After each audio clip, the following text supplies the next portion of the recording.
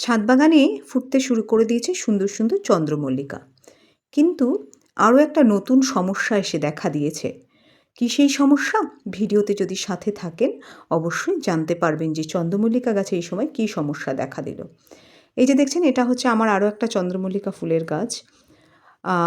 গাছগুলো যেহেতু এবার একটু দেরি করে বসানো হয়েছে, তাই কিন্তু গাছগুলো তেমন ঝাঁকড়া করতে পারিনি। তা যাই হোক, অল্পতেই খুশি আমি। তা বন্ধুরা, আপনারা একটু খেয়াল করে দেখবেন, আমি দেখাবার চেষ্টা করছি ভিডিওতে।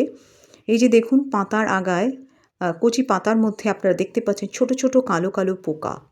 দেখছেন নিশ্চয়ই, এই যে ছোট ছোট কালো কালো পোকা, এগুলো কিন্তু এরকম কচি পাতায়, ফুলের কুঁড়িতে বা ফুলের মধ্যে কিন্তু আপনারা দেখতে পাবেন।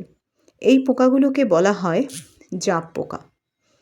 এই পোকাগুলো কিন্তু গাছের ক্ষতি করে দেয়। তাই যখনই একটু খেয়াল করে দেখবেন যে যদি আপনার চন্দ্রমল্লিকা গাছে এই ধরনের পোকার উৎপাত আপনি দেখেন, দেখুন আমি প্রত্যেকটা আগা ভালো করে দেখাচ্ছি যে কীভাবে জাপ পোকা হয়েছে। যদি এই ধরনের পোকার উৎপাত আপনি দেখেন, তাহলে কিন্তু তখনই তার ব্যবস্থা নিতে হবে। কি ব্যবস্থা নেবেন? আমি যেটা করে থাকি আমি সেটাই আপনাদেরকে বলবো। আমি নিম তেল সাধারণত বেশি ব্যবহার করে থাকি গাছে নিয়মিতভাবে। তাই আপনারাও কি করবেন, নিম তেল যারা ব্যবহার করেন তাদেরকে বলবো 4-5 দিন ছাড়া ছাড়া 2-3 বার নিম তেল যদি দেন, তাহলে কিন্তু এই পোকার উৎপাত একেবারে কমে যাবে। তা বন্ধুরা, যাদের এরকম সমস্যা হয়েছে একটু খেয়াল করে দেখবেন গাছে, তারা কিন্তু এই ব্যবস্থাপনাটা করতে পারেন। ভালো থাকবেন, সুস্থ থাকবেন, পাশে